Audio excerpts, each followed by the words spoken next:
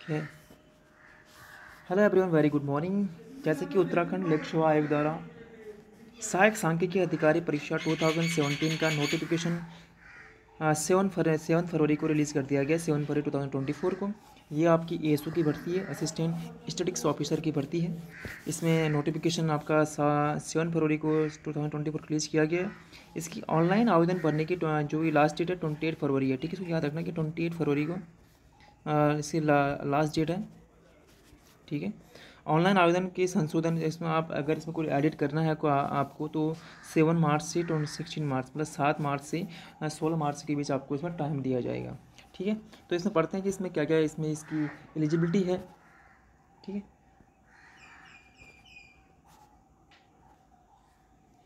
कि इसमें जो पहली जो पोस्ट है आपकी स्टैटिस्टिकल सहायक सांख्यिकी अधिकारी, सहायक शोध अधिकारी। ठीक है, इसमें जो आपकी टोटल पोस्ट हैं 125 पोस्ट हैं। ठीक है, टोटल नंबर ऑफ पोस्ट हैं 125। इसमें आपकी जो योग्यता है, अगर किसी मैं मेनली जो बात करना चाहता हूँ, इसमें जो योग्यता दिया गया इकोनॉमिक्स, इसमें इकोनॉमिक्स का आपको पोर्शन दिया गया अर्थशास्त्र में। अर्थशास्त्र में आपका स्नातकोत्तर उपाधि होनी चाहिए, मतलब आपके पास पोस्ट ग्रेजुएट डिग्री होनी चाहिए, पीजी होना चाहिए आपका एटलीस्ट, या तो गणित में, या तो व्यवहारिक गणित में, या सांख्यिकी में, या स्टैटिस्टिक्स में चलेगा, गणित सांख्यिकी भी चलेगा, व्यवहारिक सांख्यिकी अर्थशास्त्र, व्यवहारिक अर्थशास्त्र और एंड व्यावसायिक अर्थशास्त्र, अर्थमिति, वाणिज्य, कॉमर्स बीच में चलेगा। डाटा विज्ञान में स्नातकोत्तर पीजी की डिग्री होनी चाहिए इसमें। ठीक है, ठीक है, अगर आपके पास पीजी की डिग्री है तो उनके साथ साथ आपको कंप्यूटर में ओ लेवल डिप्लोमा भी होना चाहिए। कंप्यूटर में ओ लेवल डिप्लोमा में ओ मीन्स होता है ordinary level, O level means होता है ऑर्डिनरी लेवल का डिप्लोमा होता है, वो आपके पास होना चाहिए। ठीक है, अगर आपके पास नहीं है तो आप इसको फॉर्म को फिलअप नहीं कर सकते हैं, या तो उसके साथ साथ आपके पास कंप्यूटर अनुप्रयोग में, मतलब कंप्यूटर एप्लीकेशन में एटलीस्ट 1 ईयर का डिप्लोमा होना चाहिए, तभी आप इसको भर सकते हो। नहीं तो इसमें आप फॉर्म सबमिट करते समय इसमें आपको ये डाटा फिलअप करना पड़ेगा, नहीं तो आप इसमें फिलअप नहीं कर सकते हैं। ठीक है, आगे की बात करते हैं। और जो भी आगे आपने कभी पढ़ा होगा इसमें कौन कौन सी इसमें अधिमानी अर्हता है, वो आपको इसमें पढ़ सकते हैं। और इसमें आयु सीमा जो दी गई है, आयु सीमा आपकी 21 to 42, याद रखना 21 to 42 ईयर के बीच में जितने भी कैंडिडेट्स पढ़ते हैं वो भर सकते हैं इस फॉर्म को। ठीक है, अब जो अगला जो फॉर्म है आपका, अगला जो फॉर्म है ये है सहायक एएसओ की भर्ती है, सूक्ष्म लघु एमएसएमई सेक्टर में एएसओ। ठीक है, एमएसएमई सेक्टर में एएसओ की भर्ती है। इसमें टोटल नंबर ऑफ पोस्ट हैं 22। ठीक है, याद रखना है, इसके टोटल नंबर 22 पोस्ट हैं। और लेवल 6 की पोस्ट है, आपका जो पे स्केल होगा 35,400 से लेकर 1,12,400 तक इसकी पे स्केल होगा। ठीक है, जो कि इसमें भी दिया गया है कि इसमें भी जो भी आपकी एलिजिबिलिटी है, एलिजिबिलिटी कंडीशन आपको दी गई है, इसमें भी अर्थशास्त्र या में स्नातकोत्तर उपाधि होनी चाहिए, या तो मैथ्स में या सांख्यिकी मैथ्स में और अर्थशास्त्र में। इसमें आपको कॉमर्स में पीजी होना चाहिए, न कि पोस्ट ग्रेजुएट। ठीक है, पीजी होना चाहिए, न को आपका ग्रेजुएट नहीं चलेगा, आपका पीजी चलेगा। सरकार द्वारा मान्यता प्राप्त किसी भी संस्थान से कंप्यूटर में सीसीसी की, मतलब सीसीसी मतलब आप समझिए सीसीसी ट्रिपल सी सर्टिफिकेट आपका होना चाहिए। ठीक है, mean certificate on computer concept, certificate on computer concept certificate होता है अराउंड ये 80 आवर्स के बीच का अराउंड होता है। आपको इसमें फॉर्म फिलअप होता है, इसका मंथली या क्वार्टरली इसका एग्जाम होता है, वो आप कर सकते हो। करेक्ट करने के बाद आपको ट्रिपल सी सर्टिफिकेट आपको मिल जाएगा। ठीक है, ये आपकी जो पोस्ट हैं। ठीक है, अगले पोस्ट की ओर बढ़ते हैं, अगले पोस्ट में देखते हैं। अगला जो पोस्ट है आपका, अगला जो पोस्ट है पद नाम सहायक सांख्यिकी अधिकारी कृषि एवं कृषक कल्याण विभाग। ठीक है, इसमें भी आपके 38 पोस्ट हैं, वेतमान आपका लेवल 6 है। ठीक है, और समूहों की भर्ती है ये। इसमें आपका सेम स्नातकोत्तर होना चाहिए अर्थशास्त्र गणित इसमें, और ओ लेवल डिप्लोमा होना चाहिए। ठीक है,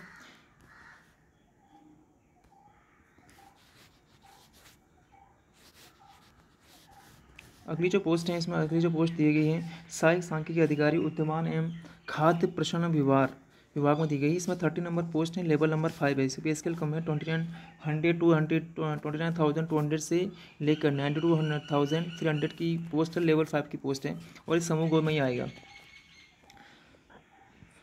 ठीक है, इसमें भी योग्यता आपको दी गई है, गणित सांख्यिकी होना चाहिए, बीए बीएससी, या तो आपकी सांख्यिकी होना चाहिए या तो उसमें गणित सांख्यिकी होना चाहिए, नहीं कि गणित नहीं चलेगा, सिर्फ गणित सांख्यिकी या सांख्यिक गणित होना चाहिए, बीएससी या बीए होना चाहिए उसमें। इसमें आपका कोई भी इसमें एडिशनल एलिजिबिलिटी आपकी नहीं है कि इसमें कंप्यूटर में O level diploma triple certificate ऐसा कुछ इसमें योग्यता नहीं है। ठीक है, इसमें एज ग्रुप वही है।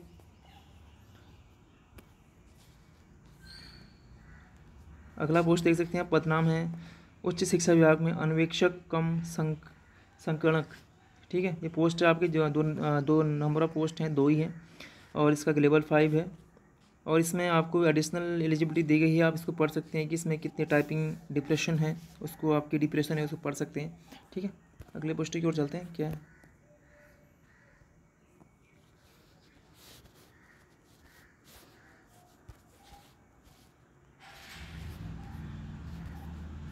तो अगला जो पोस्ट है आपके पास, अगला जो पोस्ट है, ठीक है, ये ना अन्वेषक कम संगणक, इसमें 3 पोस्ट हैं, लेवल 5 की पोस्ट है, समूहों की पोस्ट है। ठीक है, और इसमें बीएससी सांख्यिकी या गणित या सांख्यिकी भी, स्टैटिस्टिक्स भी चलेगा, और मैथ्स भी चलेगा इसमें। और कंप्यूटर संचालन का प्राथमिक ज्ञान होना चाहिए इसमें, कुछ ना कुछ आपको नॉलेज होनी चाहिए। इसके लिए कोई एलिजिबिलिटी मांगी नहीं है, लेकिन आपको नॉलेज होना चाहिए कंप्यूटर चलाने का। ठीक है, इसमें आपको दी गई एज 21 to 42 ईयर, सेम वही एज हुई है।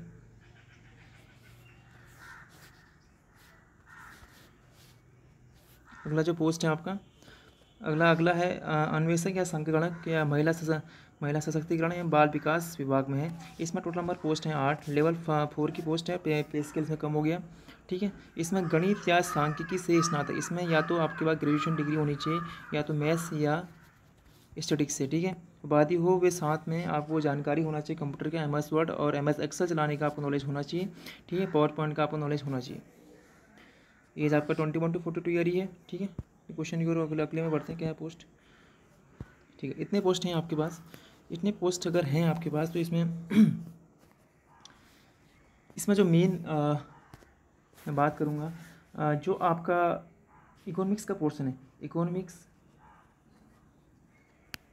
स्टूडेंट के लिए काफ़ी ज़्यादा एक बेहतरीन ऑप्शन है। आप इसमें जाके आप जॉब कर सकते हैं, क्योंकि आपको इसमें कौन कौन से पेपर देने हैं उसकी भी बात करेंगे। देखो, आपका जो पेपर है, पेपर का क्राइटेरिया है, देखो इसमें जो भी आपका क्वेश्चन पेपर होगा, जो आपका एग्ज़ाम लिया जाएगा, ठीक है, क्वेश्चन पेपर जो आपका होंगे, इसमें 2 होंगे क्वेश्चन पेपर्स, 2 होंगे। पहला जो होगा आपका ठीक है, पहला जो क्वेश्चन पेपर होगा आपका हिंदी, जो आपका एग्जामिनेशन पैटर्न होगा उसमें फर्स्ट पेपर होगा आपका। फर्स्ट पेपर में आपके गिने जाएंगे हिंदी, और हिंदी के 50 क्वेश्चन मार्क्स, 50 क्वेश्चन होंगे और 50 मार्क्स होंगे। स्टैटिस्टिक्स के 50 क्वेश्चन होंगे, 50 मार्क्स होंगे। ठीक है, टोटल क्वेश्चन आपके होंगे 100। ठीक है, और टाइमिंग होगा आपका 2 घंटे का। पहला पेपर आपका हिंदी और स्टैटिस्टिक्स का सांख्यिकी का होगा, उसका सिलेबस मैं आपको दिखा देता हूँ अभी। ठीक है, ओके, जो आपका सामान्य हिंदी का होगा, सामान्य हिंदी में आपके 50 क्वेश्चन पूछे जाएंगे, उनके जो मैक्सिमम मार्क्स होंगे 50, मतलब ईच क्वेश्चन के अगेंस्ट 1 मार्क्स का होगा। ठीक है, इसमें जो भी है आप पढ़ लीजिए, इन सिलेबस के अंदर से क्वेश्चन पूछे जाएंगे आपको। ठीक है, ये अराउंड 9 चैप्टर हैं, 9 चैप्टर आप पढ़ लीजिए, इसमें से आपके पहले पेपर में आपसे क्वेश्चन पूछ जाएंगे। ठीक है, दूसरा आपका ये सांख्यिकी का है, स्टैटिस्टिक्स का। स्टैटिस्टिक्स में ये जो आपको हिंदी में दिया गया है, ठीक है, ये हिंदी का जो भी पोर्शन है आप इसे पढ़ लीजिए। एक में देख लीजिए कि जो आपके जितने भी आपके वो हैं सिलेबस हैं, इसमें से आपके क्वेश्चन पूछे जाएंगे।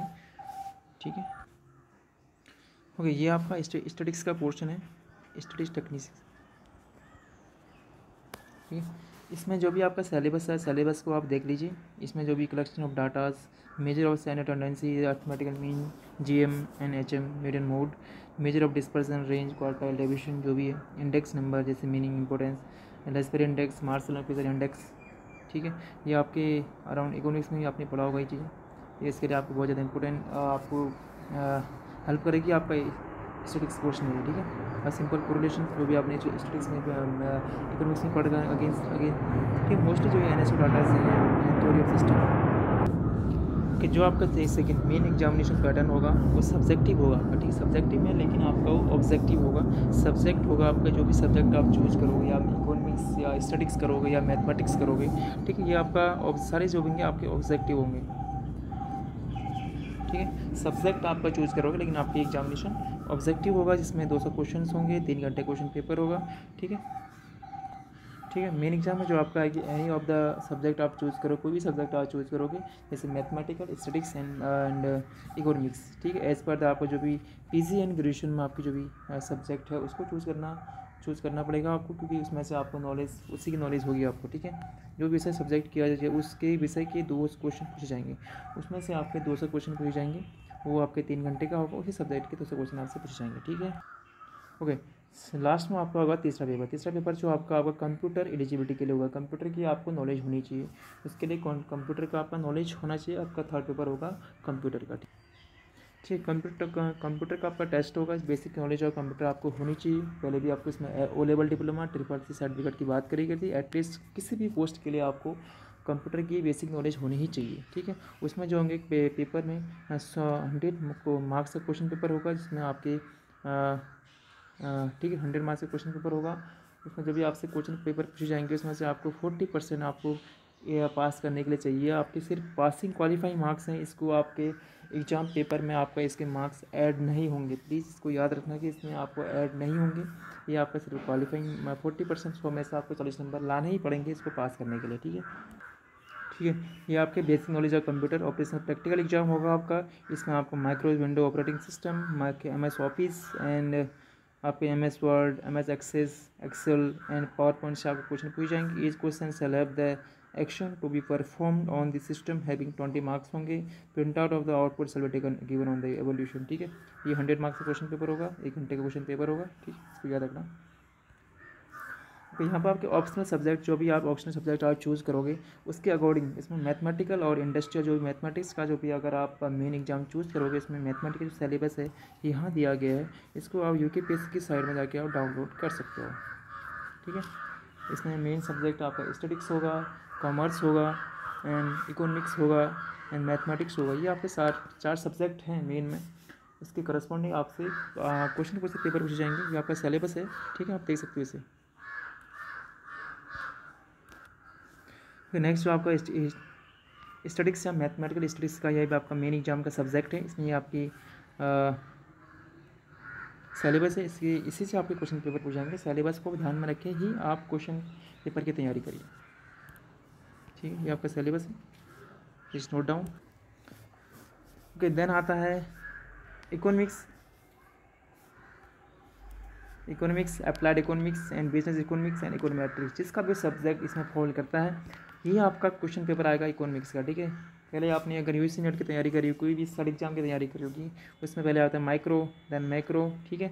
इसमें सारे कंसेप्ट वही कंसेप्ट हैं, इसमें आपको ज़्यादा रिवाइज करने की कोई ज़रूरत नहीं है। जो आपको दिया गया UGC नेट में, आपने जो पढ़ रखा है, UGC नेट में जो भी आपने सेट में पढ़ा हुआ है, या UGC सेट का जो भी एग्जाम होता है जो उसमें आपने पढ़ा हुआ है, उसी में से आपके क्वेश्चन में एग्जाम में उसी से क्वेश्चन पूछ जाएंगे।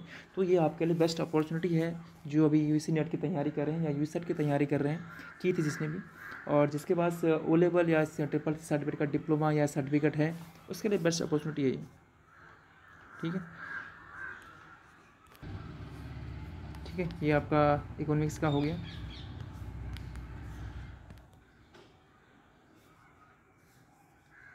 इसमें आपके इकोनॉमिक ग्रोथ एंड डेवलपमेंट की बात करते हैं।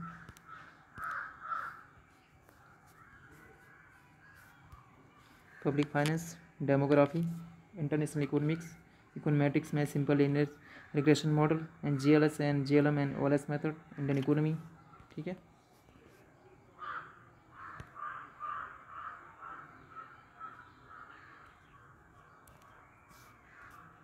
ठीक है, ये पोर्शन आपके इसमें एग्जिम, नाबार्ड जो भी है इस पूछ जाएंगे। इसमें जो भी एडिशनल आपका दिया गया है, उत्तराखंड इकोनॉमी का ही एडिशनल आपको दिया गया है, ये आपको एडिशनल इसको पढ़ना है, और कोई आपको एडिशनल इसमें नहीं पढ़ना है। जो आपको पहला पढ़ा है उसको रिवाइज करना है, ठीक है। इसमें दिया गया है कि उत्तराखंड में क्या गया है, demographic statistic, role of agriculture industry and service sector in the industrial economy, natural resources, human resources, infrastructure, economic problems, natural disaster management, environment degradation, migration, cause, impact and remedies, tourism problem, इसमें सिर्फ आपका ये question paper जो होगा वो सिर्फ आपका objective होगा, याद रखना, ठीक है। इसमें आपको सिर्फ ऑब्जेक्टिव ही आंसर देने हैं, ठीक है। ये आपका सिर्फ ऑब्जेक्टिव क्वेश्चन पेपर होगा, ठीक। इसमें देखो आप कौन इसको फिलअप कर सकता है, देखो हु कैन फिलअप, कौन इस फॉर्म को फिलअप कर सकता है, जिसमें ये आपकी ग्रुप सी की पोस्ट है, ठीक। ग्रुप सी के लिए सिर्फ स्टेट के ही जो भी कैंडिडेट्स होंगे जिसके पास स्टेट के, इसके बाद डोमिसाइल होगा, जिसके बाद डोमिसाइल है वही इस फॉर्म को भर सकता है। अदर स्टेट के इसे फॉर्म नहीं भर सकते, ठीक है, याद रखना। अदर स्टेट के इसे फॉर्म नहीं भर सकते। ये ओनली फॉर उत्तराखंड के लिए है जिसके पास डोमिसाइल है,